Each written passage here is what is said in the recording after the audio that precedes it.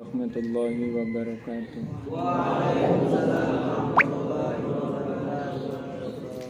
Alhamdulillahirabbil alamin. Salatu wassalamu ala asyrofil anbiya'i wal mursalin wa ala alihi washabihi wasallim. Alhamdulillahirabbil alamin. Terima kasih pada moderator bagi acara, ada tim review yang saling melengkapi satu dengan yang lainnya, para operator, pemirsa, santriwan-santriwati offline online yang dirahmati oleh Allah Subhanahu wa taala. Kita lanjutkan ayat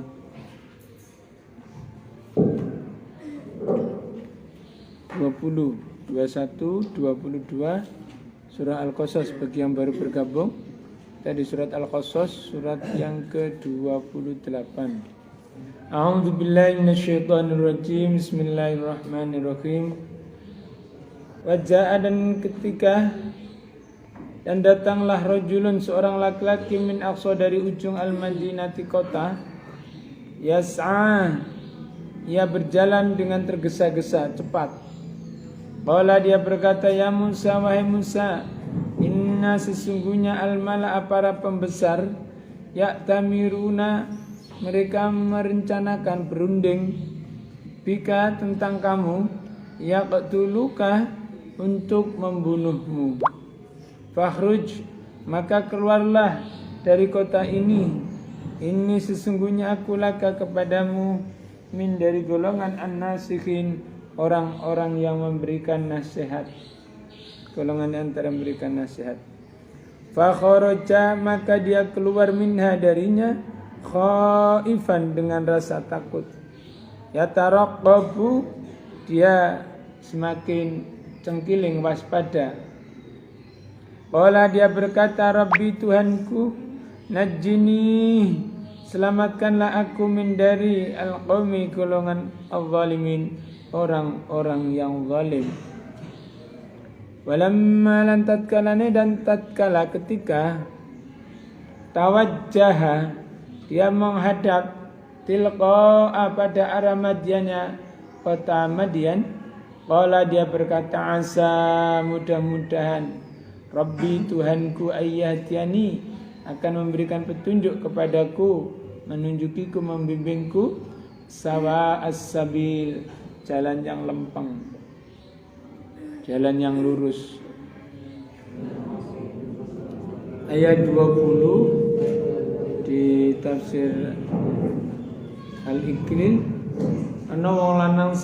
ada seorang laki-laki yang datang dari pinggir kota,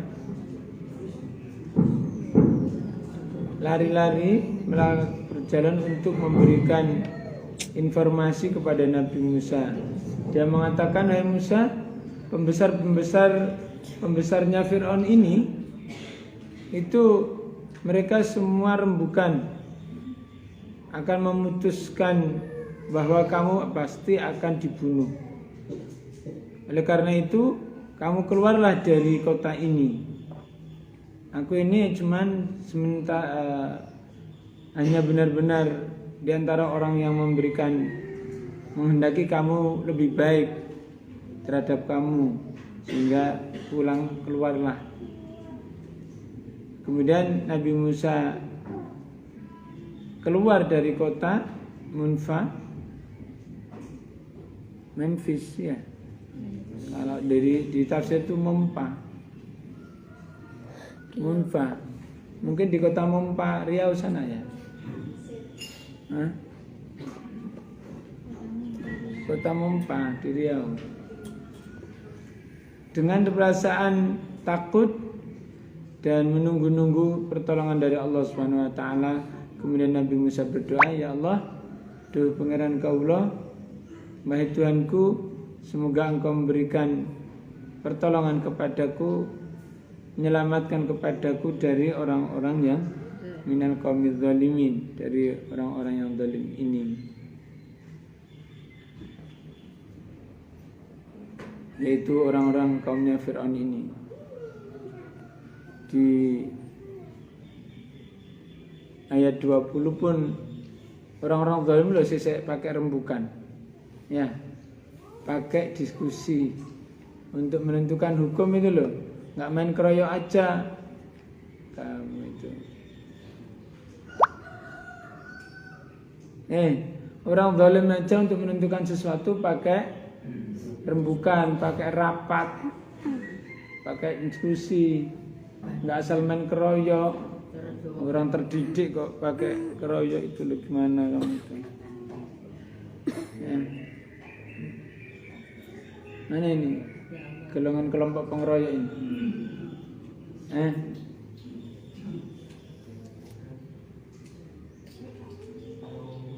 Ayak tamiru nabika, walaupun keputusannya untuk membunuh, tetapi pakai rembukan. Jadi jangan main hakim sendiri kalau mau melakukan sesuatu, baik itu yang bersifat pribadi apalagi secara umum, ya enggak. Punya kekuasaan pun ya demikian, ya. Maka Nabi Musa setelah mendapatkan informasi dari seorang laki-laki tadi siapa? Di tafsir-tafsir kalian tidak ada. Siapa? Abik. Siapa?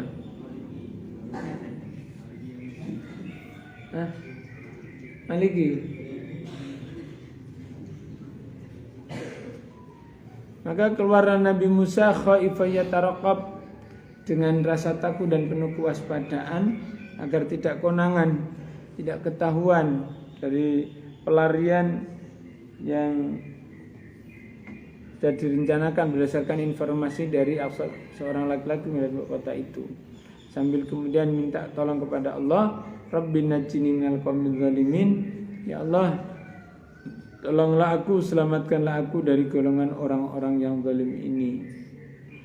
Nah, mintanya pertolongan itu hanya kepada Allah Subhanahu wa taala dari kejahatan orang-orang yang zalim. Di mana-mana yang namanya zalim itu melakukan sesuatu tanpa hukum yang pasti. Asal apa yang dikehendaki terpenuhi, ya udah eksekusi. Apalagi orang-orang yang dalam rangka untuk kepentingan pribadi atau untuk pangkat sesaat, kedudukan seseorang, sehingga mengorbankan seseorang dengan penuh kezaliman. Nah, ya. Dalam ayat yang 22, ya, di ayat 22 itu kemudian Nabi Musa juga tetap berdoa kepada Allah sambil menghadap kepada kota Madian agar Allah memberikan Rabbi asa Rabbi ayyadiyani sawa'as sabil, semoga aku akan mendapatkan pertolongan jalan lurus di kota itu. Dan akhirnya Nabi Musa memulai perjalanan panjang setelah keluar dari istana Fir'aun itu menuju ke kota Madian. Hari kala Nabi Musa tindak menuju arah negara Madian.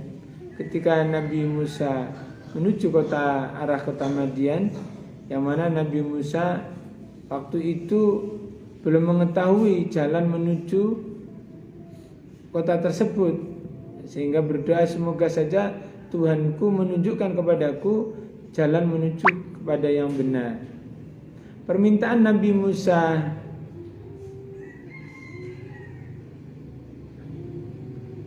tersebut itu terkabul, ya. Allah Ta'ala kemudian mengutus malaikat yang membawa tongkat, ya, menunggu Nabi Musa untuk menunjukkan arah kepada kota Madian, yaitu negaranya Nabi Syuaib. Antara Mesir negaranya dan negaranya Nabi Musa itu dengan negara Madian itu ada negaranya Nabi Syuaib, kira-kira perjalanan 8 hari perjalanan kaki. Kalau perjalanan kaki 8 hari itu kira-kira berapa kilo?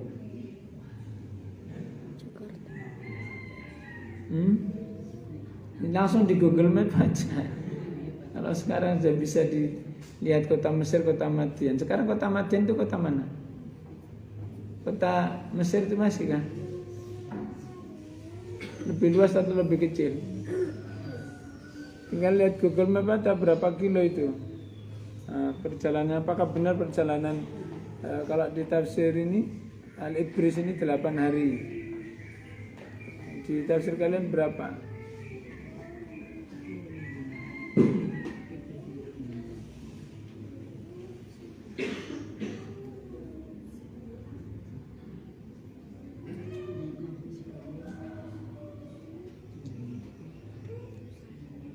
Oke, sampai di sini. Ada tambahan, ada pertanyaan, ada koreksi, silakan. Ada tambahan, ada pertanyaan? Yang di Zoom maupun di Facebook?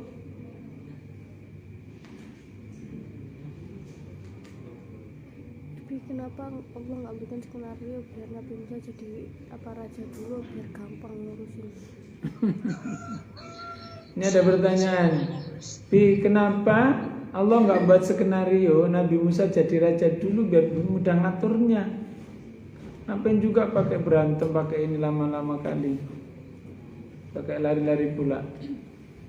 Kan tangannya kuat ya kan? Kenapa juga nggak langsung ayo kelut kabeh bareng, ayo madepok. Itu kan kamu ya. Kalau kamu ayo sapa sing wani maju. Jadi kapak siji loro maju kabeh tak layani. Ya. Kan sudah tahu bahwa Nabi Musa punya kekuatan begitu, kenapa enggak maju gitu itu? Itu jenenge wong sombong. Iya.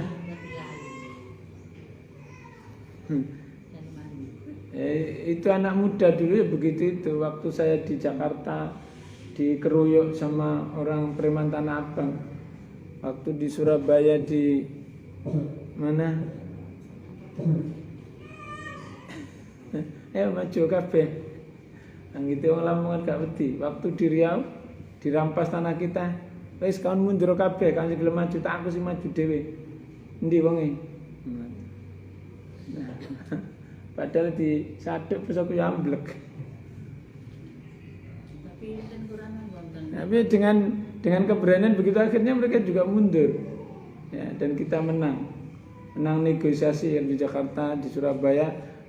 Yang ngaleh waktu itu pakai ngamuk, tapi akhirnya mereka cuma sadar waktu di Riau karena anak buah mau menyerah, saya mau maju sendiri.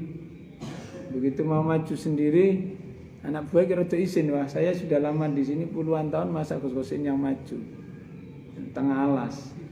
Ayo mana orangnya? Biar kamu orang ini orang itu suku mana ya? Saya nggak pakai suku-sukuan, suku-suku Batak.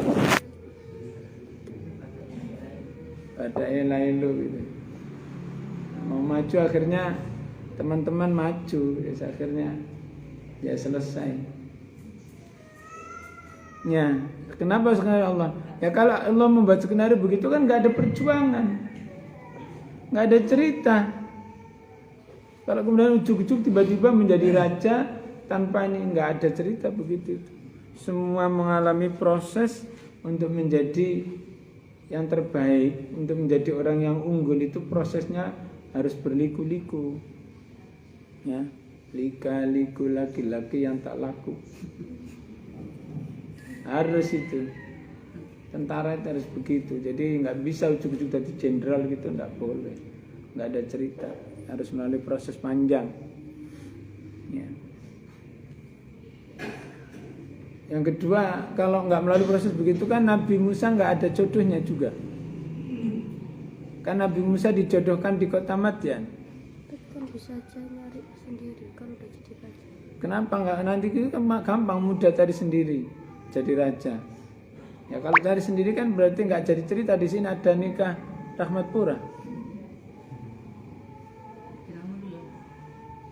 Yang beda punya cerita kan. Nabi Musa dijodohkan dan nurut aja. Dijodohkan dengan perempuan penggembala pula. Sugih apa? Nah, dijodohkan dengan perempuan penggembala kambing domba. Nah, kira-kira kamu mau enggak? Proses. Ya, proses. Dan itulah justru hebatnya seorang nabi yang nurut gitu. Saya untung tak jodohkan dengan Mas apa? Rosid. Yo gak penggembala, yo gak saya gak gelem. Oh.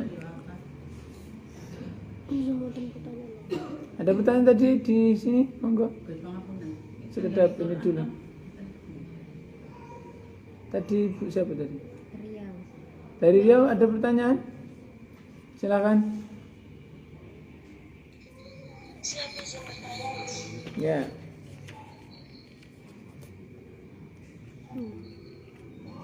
Tafadhal Temisus. Ada kita bisa mencontoh para nabi yaitu yang Nabi Musa ketika dihadapkan dengan Abi PR, kita percaya juga pasrah kepada Allah juga tidak pasrah. Dan yang kedua, bagaimana jika ada saat kita berikan kepada seseorang tapi kita itu tidak merasa, dan kita takutkan ketika nanti di akhirat kita tiba-tiba ada catatan amal kebaikan kita yang tidak kita ketahui. Terima kasih. Bagaimana kita cara menghadapi AGHTR, ancaman gangguan hambatan tantangan dan rintangan itu? Yang paling sulit itu dari dalam diri kita. Kalau dari luar itu mah ya memang sewajarnya. Ketika ada ancaman gangguan musuh di depan, ya pasti kita cepat mengangkat senjata dan berbagai macam strategi. Tapi kalau dari diri itu yang sulit. Ya, dari luar sudah jelas strategi perang kita bagaimana, strategi menghadapi yang secara berhadapan langsung, secara frontal, secara sampai ke gerilya sudah ada. Nah, kalau menghadapi diri itu yang sulit. Sama yang terjadi pada Nabi Musa tadi. Jadi bagaimana bisa menumbuhkan self control yang kuat di dalam diri kita sehingga kita bisa menguasai manajemen kalbu kita itu, manajemen hati, manajemen marah. Kalau andainya tadi tidak ada kemarahan, ya tentu tidak terusir dari kota. Itu mati. Ya. Bagaimana kalau kita sih di proyek yang kedua sadar betul bahwa hidup kita ini tidak sendiri, sudah terlatih untuk mengetahui bahwa kita punya musuh itu tidak di luar sana, tetapi dalam diri kita, yaitu setan yang ada di dalam dada kita, dan itu nafsu. Nafsu kita lah yang senantiasa la'amaratum bisu. Nafsu itu memerintahkan kita kepada keburukan, menuju kecelakaan. Sehingga apa? Setiap ada gejala perilaku, ada angan-angan di dalam diri kita, yuk disadari betul, belum tentu itu adalah hasil akal budi kita, tapi bisa jadi itu merupakan gerakan dari setan. Nah, berlatih untuk mengendalikan marah. Nabi memerintahkan untuk berwudu, untuk duduk, untuk berbaring, untuk wudu terus kemudian mengambil tempat untuk sujud sholat kepada Allah. Didahului dengan ta'awud sebelumnya bahwa minta lindung kepada Allah Subhanahu wa ta'ala. Dan jangan terlambat, sudah terjadi baru ta'awud. Ya, awali. Nah, itu gimana ya berlatih. Kalau kita mendekatkan diri kepada Allah, tentu jauh dari setan. Kalau kita dekat setan, ya pasti jauh dari Allah. Makanya fasta'id billahi minasyaitonir rajim. Kemudian yang kedua apa tadi? Bagaimana bisa taat? Yang kedua tadi apa, Mbak Afif? Bagaimana kita bisa taat total? Satu, bahwa saya ini bukan milik saya. Saya ini miliknya Allah. Bahkan bukan hanya saya, memang semuanya.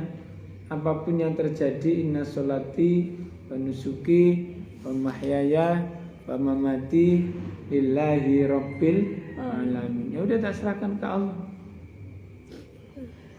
Dampak terburuk dari kita itu kan sakit. Dampak terburuk kita kan mati. Dampak terburuk kita celaka. Celaka, sakit, dan mati milik Allah.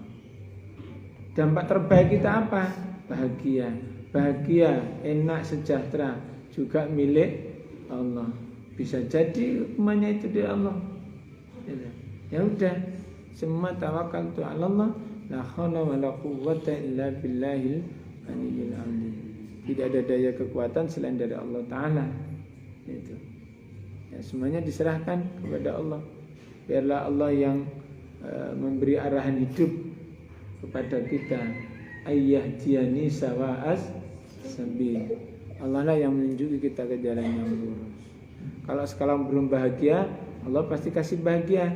Kalau kita sekarang belum sejahtera, Allah pasti kasih kesejahteraan. Ya.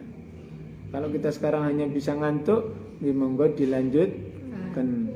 Karena ngantuk adalah kado teristimewa setiap kita ngaji. Cuman kadonya itu dari malaikat apa dari setan gitu loh, yang beda itu. Dari setan. Kan waktunya ngaji. Yang tiga tadi apa, nggak jelas? Atau saya yang meraba-raba aja pertanyaan tadi.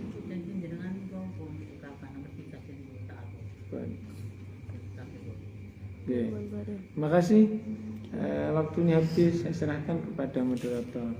Ditutup Rian. Ditutup Rian. Nih, terima kasih. Astagfirullahaladzim. Astagfirullahaladzim. Mungkin Gus Hafid memberikan bahan. Kita bersyukur pada Allah. Berapa hari ini Gus Hafid sudah bisa bersamai, bisa sehat, bisa sholat bersama kita. Semoga menjadi pintu semangat bagi kita semuanya untuk menjadi orang-orang yang ikhlas, menjadi orang-orang yang sadar, menjadi orang-orang yang senantiasa mengembalikan segala sesuatu kepada Allah Subhanahu wa taala. Yang tadi tunjuki ke dalam Shiratal Mustaqimnya. Nah, Shiratal Mustaqim, Allahumma fiq lakum mitariq. Assalamualaikum warahmatullahi wabarakatuh. Waalaikumsalam warahmatullahi wabarakatuh.